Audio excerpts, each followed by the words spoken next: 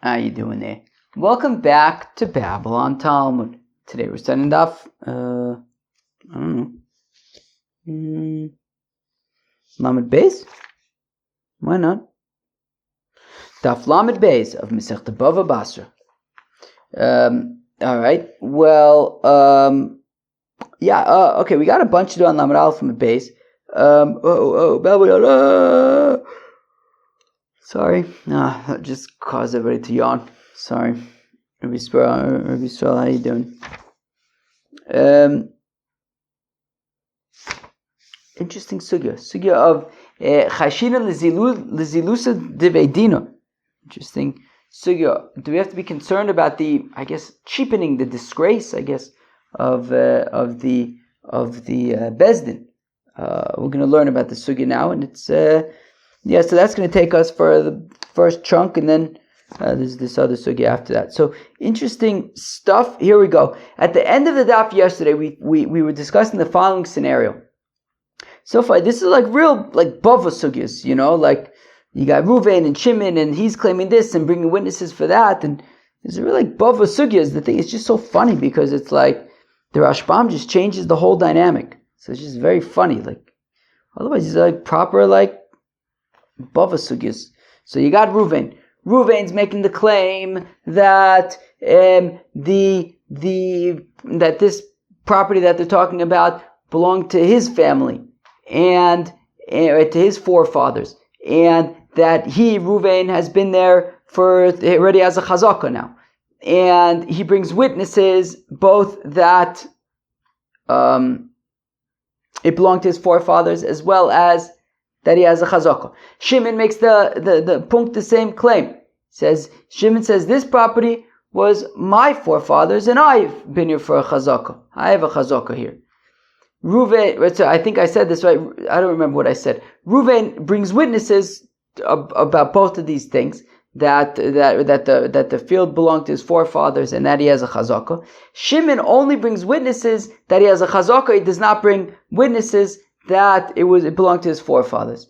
Now, says Rav Nachman. Rav Nachman says that the testimonies about the chazaka cancel each other out, right? Ruvain brought witnesses that he has a chazaka. Shimon brought witnesses that he has a chazaka on the same property. So obviously they're contradictory. The testimonies are inadmissible. However, Ruvain had brought witnesses that the field belonged to his forefathers. Shimon did not bring such witnesses, so therefore Rav Nachman awarded the field to Ruvain. Rava disagreed and said that mapitom, if one of these groups of witnesses are unacceptable witnesses, we don't know which one, right? Clearly they can't both have had a chazak on the same exact field. So one of them is telling the truth, one of them isn't. We don't know which one. So how can we trust them? How can we trust Reuven's witnesses that the field belonged to his forefathers when they might be the liars? Anyways, so now this is where our tale begins. So we're going to start at Daf Lamed Aleph Lamed Beis, about 10 or so lines into Lamed Aleph Lamed Beis. Hadar Aisi Sade Dav Hosei Uhi Bararot da. So if Shimon now brings witnesses to say that the field belonged to his forefathers, so now they're even. Both Reuven and Shimon are now making the same exact claim that this field belonged to their forefathers and that they have a chazaka, and they both now have witnesses who are testifying that it belonged to their fathers and that they have a chazaka, right? Each one's witnesses are testifying for them about this. So now they're even. Now they should have the same exact testimony. So again, other Isi Sadeh, if Shimon now brings witnesses, then not only does Shimon have a chazaka, but oichit, it belonged to his forefathers, which is the same testimony that Reuven has. Omer of Nachman, it says of Nachman, look, initially we awarded the field to Reuven, and we threw out Shimon because his testimony was insufficient. But Onan Achtine, we initially threw out Shimon. Onan Maskinon Lei. we could reinstate him, right? We can bring him back into the mix, right? We're not automatically going to throw him out. Rashi says, what does Rashi say? Onan maskinon lei. No, that's not what I'm looking for. What am I looking for? Yeah, this. The avhose he. About 5 lines before it starts getting wide in the Rashbam. So now, neither one is stronger than the other. We're going to see in a few days. Basically, they fight it out. Right? At this point, they're mamish at a what's it called when you get to like a standstill, when it's like a stalemate. What's that called? Anyways, so I was making a joke. So anyways, it's a shtickle stalemate, right? Both of them are making the same claim. Their forefathers, they have a chazakah. Both of them are bringing the witnesses that are testifying the same exact thing. Their forefathers, they have a chazakah. So the mamish stalemate. So they fight it out. I mean, there's no way, there's nothing Bezin can do, right? Meaning, they're literally both bringing the same exact claims. So whoever can manage to wrest the field from the other can get it. I mean, what do you want me to tell you? Anyways, so Rav Nachman says, I had initially disqualified Shimon because his testimony was incomplete. But now that he brought witnesses that it was his forefathers, so they're equal. I'm not disqualifying Shimon anymore. He now has sufficient evidence. Now, they both have the same evidence. Neither one is has any better evidence than the other. But so they're gonna have to figure it out amongst themselves. But Shimon is not automatically disqualified anymore. So again, Anunachtine, we threw Shimon out of the picture, but we can reinstate him into the picture. And what about the Bezdin? The Zilus of the Beidina lo chashinim. We're not concerned about the reputation of the Bezdin, meaning it's not going to look great, right? I mean, Bezdin paskin that Shimon is disqualified, his testimony is incomplete, is insufficient. All of a sudden, Bezdin's changing their mind and saying, no, Shimon is back. So maybe it doesn't look good for the Bezdin, right? Bezdin, make up your mind. This is what you call a Bezdin. They can't figure out anything, right? Every day, something else. They're changing their minds, right? So it says of Nachman, we're not concerned about that. We can reinstate Shimon, bring him back into the picture. Maybe people are going to badmouth Bezdin. That isn't going to stop us. Right? It's not a problem. It's not a practical concern. So again, Amar Rav Nachman onan achtine onan maskinon lei lezilusa deveidina loy chayshinon. Basiv Rav v'item Reb Zeira. Rav maybe Reb Zeira ask a kasha on this notion that we're not concerned about the reputation of Bezdin. Shnayim omrim meis v'shnayim omrim lo meis. Do. Gemara in Yevamis. Remember Yevamis? Yevamis doesn't feel that hard anymore. Probably because it's already been like 2 years already? But Cheve, after Bava Metzia, Bava Metzia is just in a league of its own. Anyways. Okay. I don't want to jinx myself. Okay. It's okay. Yevamis is really, really hard. All right. Now, so don't give us any Yevamis. All right. All right. Let's go weiter. So where are we? So Shnayim Abim Meis. So if 2 witnesses testify that a woman's husband is gestorben, V'shnayim Abim Lo Meis, and 2 people say that he is alive. So Shnayim Abim Nizgasha, Shnayim Abim Lo Nizgasha. 2 witnesses testify that she's divorced. 2 witnesses testify that she's not divorced. How is the lo tinosi? So the halacha is in this case she can't get remarried. 2 witnesses say the husband's dead or that she's divorced. 2 witnesses say the husband's alive or that she's not divorced. Right? So she can't get married. Right? We don't know who to trust because the testimonies are contradicting each other. V'imni says lo teitze. But if she does get married, then beseder, she could remain married. Rabbi Menachem Rabbi Yossi Omer teitze. Rabbi Menachem Rabbi Yossi says that if she gets married, she cannot remain married. Rabbi Menachem Rabbi Yossi Emosa Ani Omer teitze. And then Rabbi Menachem Rabbi Yossi clarifies, when do I say that she cannot remain married? Bizman shebo eidin v'achar kach nises. That if both sets of witnesses had already come, So witnesses said that her husband's dead. Witnesses then said, no, your husband's alive. So she's not allowed to get married. And if she did get married, then she can't remain married. Because she went against the halacha, against Bezdin. Aval, and here's the point, Nises, but if the first witnesses came and said that her husband's gestorben, and then Bezdin says, okay, you can get remarried.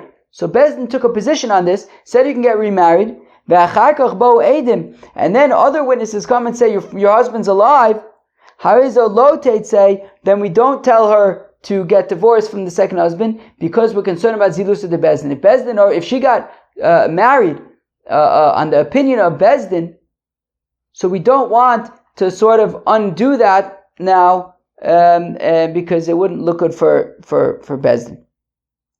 I mean, imagine if you had to, then you would, but like in this case, she got married. At the time, the witnesses said that her husband's dead, so she was allowed to get married. Now witnesses say her husband's alive. It's 2 against 2. Bezdin already paskin, right, that she could be married. So she remains married. We don't want to sort of, undo a psak of Bezdin if we don't need to, because we're concerned about Zilusa, Bedina, the reputation of Bezdin. Omerlei, on a Savi, the Mebud, Uvda. So Rav Nachman says, you know what? Wow, this was eye-opening. I was going to say that Shimon, in our case, with Reuven claims that this field is his father's and he has a chazaka. Shimon claims it's his father's and he has a chazaka. And then I initially had said Shimon's out because he didn't have witnesses about that it was his forefathers. I was going to, right, on a Savi, I was going to Lemebed Uvda. I was going to reinstate Shimon because when he brought witnesses that it belonged to his fathers. Hashta de osivton at, but now that you asked this kasha based on this brayso in Yevamis, Mishnah in Yevamis, what is it? Mishnah or brayso? Who could tell me? I don't know. Let's see. It's a brayso. Let's say it's a brayso.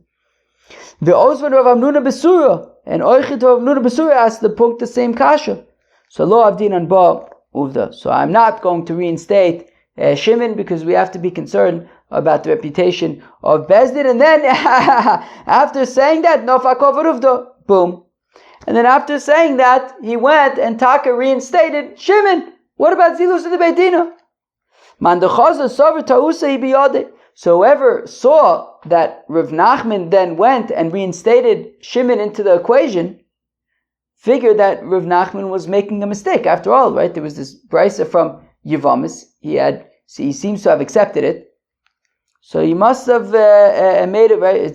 From there, it would seem that we're concerned about the reputation of Bezdin, and now he seems to be unconcerned about the reputation of Bezdin. So whoever witnesses figured he must have made a mistake. Veloi, but it's not true. Elamishum detalia b'ashli ravave. Actually, Rav Nachman intentionally reinstated Shimon and was not concerned about the reputation of Bezdin. Because the Tayyib Ashli Rava, there are great. It's leaning on. I think it means great, mighty, strong ropes, right? Meaning, does it say? Yeah. Basically, Rabbi Yehuda and Rabbi Shimon ben Gamliel and who's the other one? Rabbi Lazar. They all are not concerned about Zilusa de Bedina as we're going to see now. Well, over the next 15 minutes, half an hour, I don't know. So Rav Nachman initially accepted the argument that we're concerned about Zilusa de Beidina, but I guess ultimately he realized, but wait, Rabbi Yehuda, Rabbi Lazar, Rabbi Shimon ben Gamliel are all not concerned about Zilusa de Beidina. So it seems like there's nothing to be concerned about. How do we know that they are not concerned about Zilus de Beidina? The Tanan, as we learn in a Mishnah in Ksubis. Rabbi Yehuda says, Rabbi Yehuda, Ein Mailin Likuna al Pi Erechod. Rabbi Yehuda says that you cannot assume that somebody is a kohen based on one witness. If one witness says that so-and-so is a kohen, that's not enough. We don't allow him to, what does Rashi say? To allow him to eat truma, to do the service in the temple, and to do birkas kohanim. Based on only one witness. One witness is not enough there. Amr Rabbi Elazar, now Rabbi Elazar comes to explain Rabbi Yehuda. A Mosai, when do we say that we cannot rely on one witness? Bisman, the Agosabach changed it to Bisman. Bisman sheyesh orin. When there are orin, if there are, we're going to explain what orin means in a second, but let's say this. If there are witnesses that say that that this fellow is taka not a kohen, the witnesses are saying he's not a kohen, so then we cannot assume that he's a kohen based on the testimony of one fellow. But if there are no witnesses who are saying he's not a kohen, well then if you have one witness who's saying this person is a kohen and there's nobody doubting it, so we can assume that he's a kohen. Okay. Reb Shimon ben Gamliel Omer Mishum Reb Shimon ben Asgan, says Reb Shimon ben Gamliel and Reb Shimon ben Asgan, Ma'id Lechuna al Pi Echad, we can be Ma'id Lechuna al Pi Echad. If one witness comes and says that this fellow is a kohen, we can assume he's a kohen. Reb Shimon ben Gamliel and Reb Elazar. But isn't Reb Shimon ben Gamliel essentially saying the same thing as Reb Elazar? Obviously, Reb Shimon ben Reb Elazar is explaining Reb Yehuda, right? So Reb Elazar and Reb Yehuda are saying one thing. Reb Elazar says that what that one thing is that when we say Ein Ma'in Luchun Al Pi Erecha, that is when there are witnesses who are coming and saying he's not a kohen. But if there are no witnesses, right? Meaning if you have one witness who says this guy's a kohen and nobody objects, so even Reb Elazar would say he's a kohen. Now, shouldn't it be obvious that Reb Shimon ben Gamliel would agree with that entirely? Right? If you have one witness saying this guy's a kohen and two witnesses coming and saying he's not a kohen, Reb Shimon ben Gamliel obviously would agree that he's not a kohen. So when Reb Shimon ben Gamliel says that Ma'in Lekuna Al Pi Echad, so obviously he's talking about when there are no witnesses saying he's not a kohen. So if you have one witness who says that so and so is a kohen and nobody objects, so then he's a kohen. That's the same thing as Reb Elazar. So okay, so maybe you'll suggest that the difference is, what if only one person was saying he's not a kohen? Right? I was saying that two witnesses are coming and saying he's not a kohen. So obviously there, we would not trust one witness. But what if one witness says this guy's a kohen, now another witness says this guy's not a kohen? So maybe that's the difference. That Reb Shimon ben Gamliel would say in that case, Ma'id Lekuna Al Pi Echad, he would be a kohen, whereas Reb Elazar would say that would not be considered a kohen. Reb Elazar savar ir erchad, Reb Shimon ben Gamliel savar ir trei. That Reb Elazar says that you can even have in irur with just one person. So if one witness comes and says he is a kohen, and another witness comes and says he's not a kohen, Reb Elazar would say he's not a kohen. Reb Shimon ben Gamliel would say no, you need two orin, and if one person says he's a kohen, one person says he's not a kohen, he would still be a kohen. We could say that maybe that's the difference. Rabbi Yechanan says, Divrei HaKol ein irer pachos mishnayim. But Rabbi Yechanan says that everyone agrees that irur is with two. And therefore, if we're going to say Bisman sheyesh orin, clearly we're talking about two witnesses, even according to Rabbi Elazar. Right? So Rabbi Elazar is saying, if two witnesses come and say he's not a kohen, then he's not a kohen. But one witness he's not talking about that. That wouldn't be considered irur. So therefore, again, aren't Reb Shimon ben Gamliel and Reb Elazar essentially saying the same thing? I mean, obviously Reb Shimon ben Gamliel would agree that if two witnesses come and say he's not a kohen, we wouldn't trust the Eid Echad anymore. And if you don't have two witnesses, so we do trust the Eid Echad. So Meimele, Reb Elazar and Reb Shimon ben Gamliel are saying the same thing. So Ella, skip like the next two words. Hacha b'maya skina, and here what are we talking about? Kigon. Okay, so this is okay, here we go. Kigon demachzakinon lei be'avur dehai de kohen hu. So this guy that we're talking about, that we're testifying about, whether he's a kohen or not, we have a chazaka that his father was a kohen. Okay, we know his father was a kohen. So Meimele, if his father's a kohen, he's a kohen oichit, right? V'nofak ole kala, but then rumors started spreading. You know who was spreading the rumors? It's right now the summertime. It's mamish midsummer in the bungalow colonies. And come Shabbos afternoon, the yentas, they go out with low-fat mandel bread and Diet Coke before the Shmir Salosh and Shir, and they start saying, so and so, his father's a Kohen, but you know what he is? Ben Grusha ben Chalutza. But this guy, he's Ben Grusha ben Chalutza, and they advise that their daughters, if they're looking for shidduchim and it's not an emergency, they should probably find somebody, go for somebody else. So where are we? So Ben Grusha ben Chalutza. So the Entis in the bungalow colony on Shabbos afternoon started to say that he Ben Grusha ben Chalutza, he's a Chol, and therefore he can't do the avodah.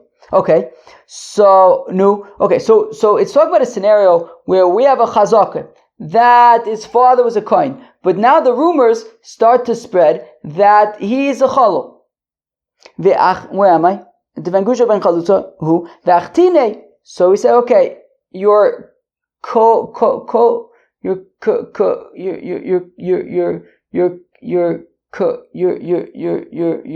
kohenness is suspended until we figure out if you're a kohen or a chalal.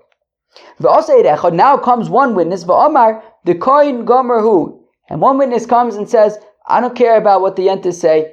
I'm telling you, this guy's the real deal. He's a kohen.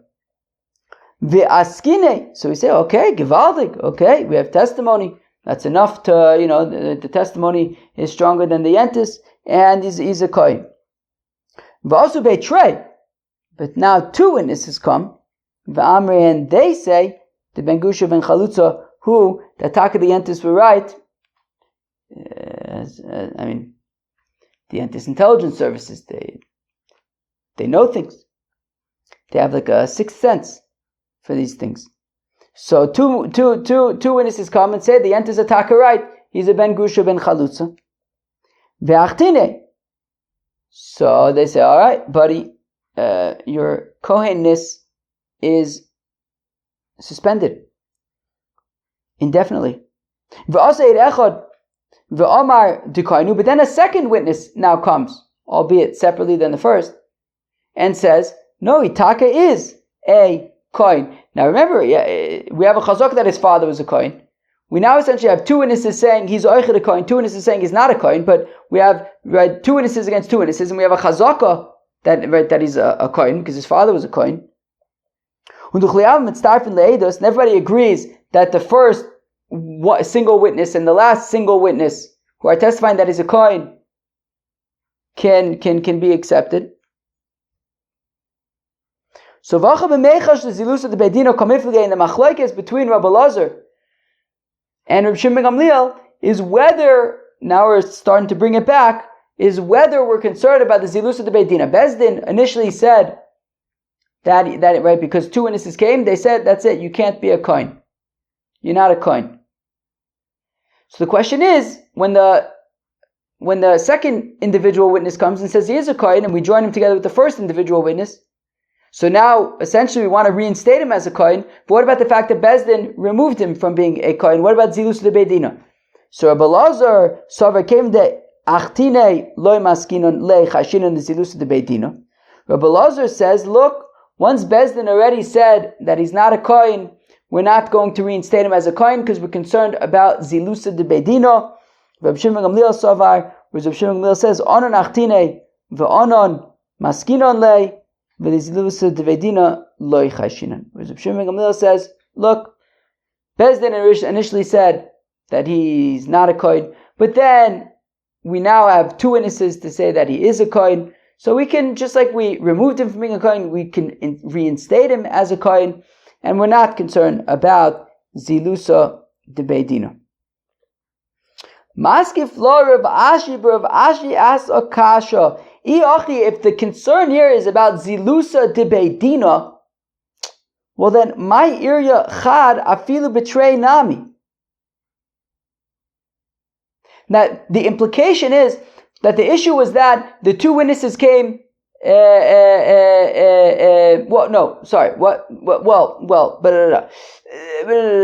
we had a whole kind of complicated, very sort of specific case, right? There were rumors that he's a cholol.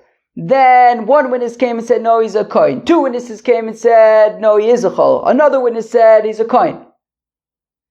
Implying that if two witnesses would have come together to say that he's a kohen, then that would have been acceptable. But what about zilusa de beidina? Right? Meaning, if it's only about zilusa de beidina, why do you need this whole complicated case? A complicated case that implies that if two witnesses would have come together, then taka, we would have accepted their testimony. But why should that, if we're concerned about zilusa de beidina, well then it makes no difference if they come separately or together. If Bezdin already passing that he's not a kohen, how could they reinstate him as a kohen? So from the fact that we have this kind of specific case about the rumor followed by one witness, followed by two witnesses, followed by one witness again, it seems to not be about zilusa de beidina, it seems to be about something else. Elo Amar of Ashi, rather says of Ashi duchuli alma loy chayshin zilusa de beidina. No, rather everybody agrees that lo chayshin zilusa de beidina. Rabbi Yehuda, Rabbi Elazar, Rabbi Shimon Gamliel, everyone agrees lo chayshin zilusa de beidina, and this is the Ashli Raviveh that Rav Nachman was referring to earlier. That they all agree that we're not concerned about zilusa de beidina. V'hacha, over here the question is, but the question is, can you join together those independent witnesses, right? We had a rumor followed by one witness, followed by two witnesses, followed by a final witness. Can you join together the first witness and the final witness? Again, everybody says we're not concerned about zilusa de beidina, so that's not a problem. The problem is, do we actually have testimony that he's a kohen? We flew to Dani Tanoi, and it's like the machlokes the fang Tanoim. The Tana is learning advice to all ene dus mitzterefes achiru shnein ke'echad. Okay, so says the Tanakama. This is not yet the important part for us yet. The next section is going to be the important part for us. So this machlokes in Tanakama and Rabbi Shua ben Karcha is not relevant for us yet.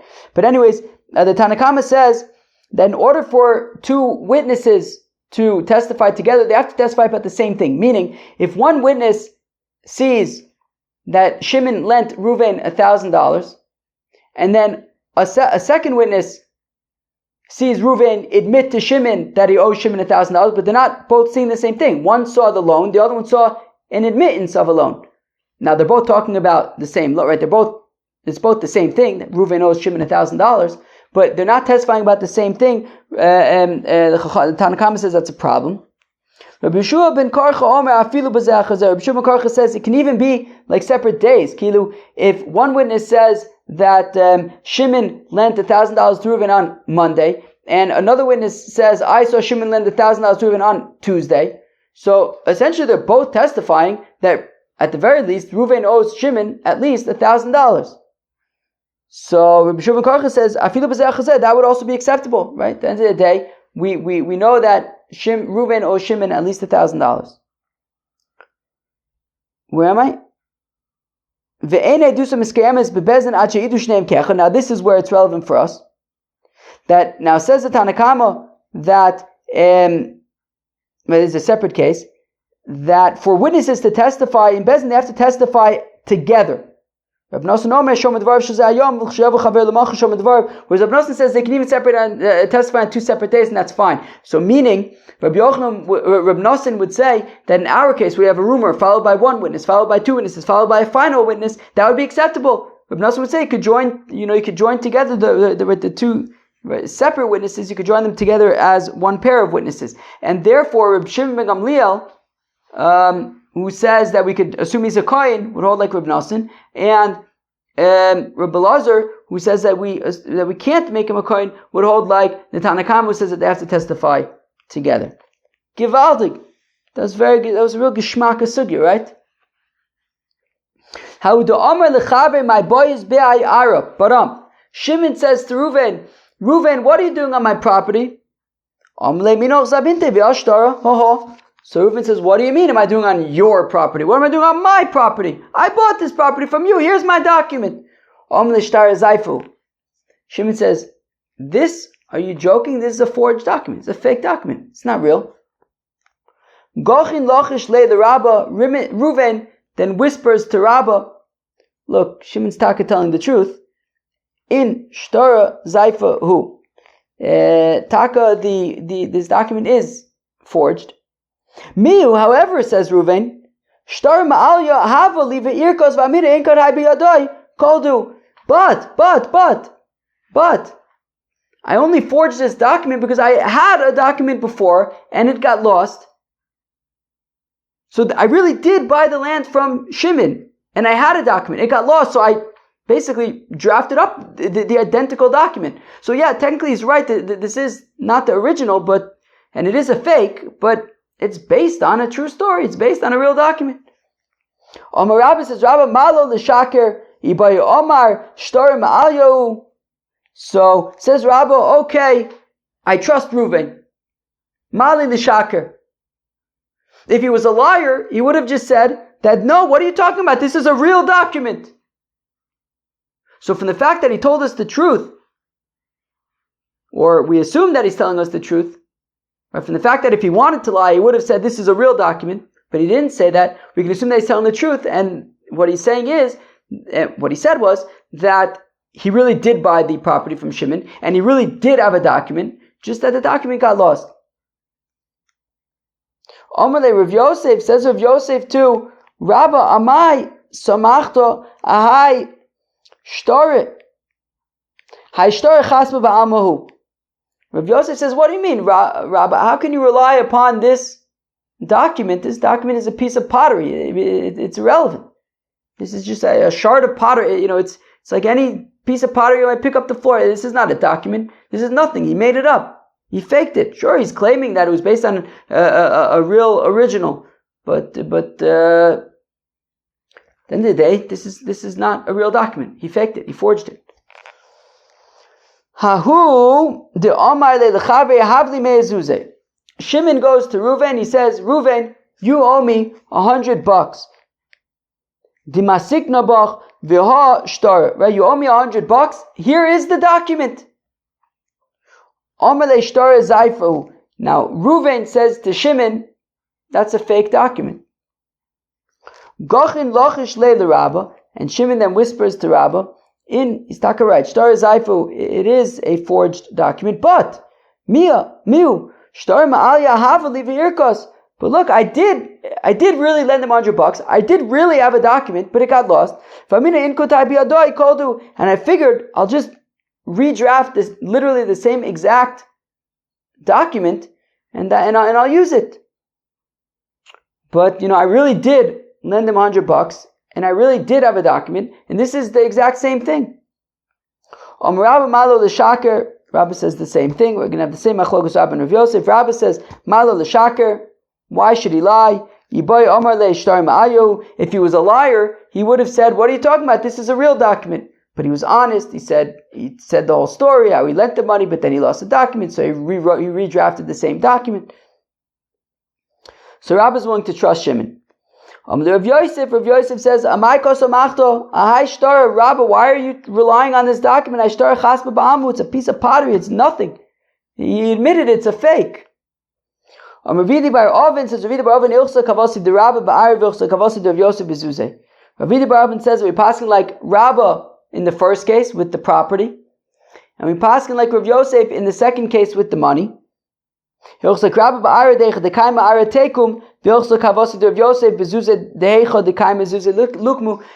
the point is, we keep the chazaka where it is. In the first case, Shimon's coming up to Reuven saying, Reuven, what are you doing on my land? Reuven's the one on the land. The land is in his possession right now. And Shimon is challenging him. And Reuven provides this document, which turns out to be a fake document. Barabbas says, look, malo l'shaker. So in that case, we say, okay, we pass him like Rabbah, because malo l'shaker, because at the end, currently Reuven is the one who has the property. We say keep the property. Let's not change hands in this case. In the second case of the money, Rabbah says malo l'shaker, to trust Shimon to rely on the document to extract money from Reuven. In that case, we hold like Rav Yosef, who says it's a piece of pottery. This document is irrelevant. We're not going to rely upon this document to collect money to take money away from Reuven. Keep the money where it is. Reuven's going to keep the money there. So we pass like Rav Yosef in that case. So basically, in both cases, we're keeping either the property or the money where it is. In both of our cases with Reuven, Reuven keeps the property. Reuven keeps the money. And in the first case, Reuven keeps the property like Rabbah. In the second case, Reuven keeps the money like Rav Yosef. That was daf Lamed Beis of Masechta BavaBasra. These are such interesting dafs because they're like real Bava dafs. They're like real Nezikin dafs, but they're like smaller. So I don't know how long was this daf, 35 minutes or something. But it was a real daf. If this was Bava Metzia, Bava Kamis, it would have been an hour because there would have been twice as much content. It's so interesting with the Rashbam. But anyways, we had a very interesting discussion of Zilusa de Beidina. If we're concerned about sort of the reputation of the Bezdin, and then we saw this machlokes between Rabbah and Rav Yosef at the end about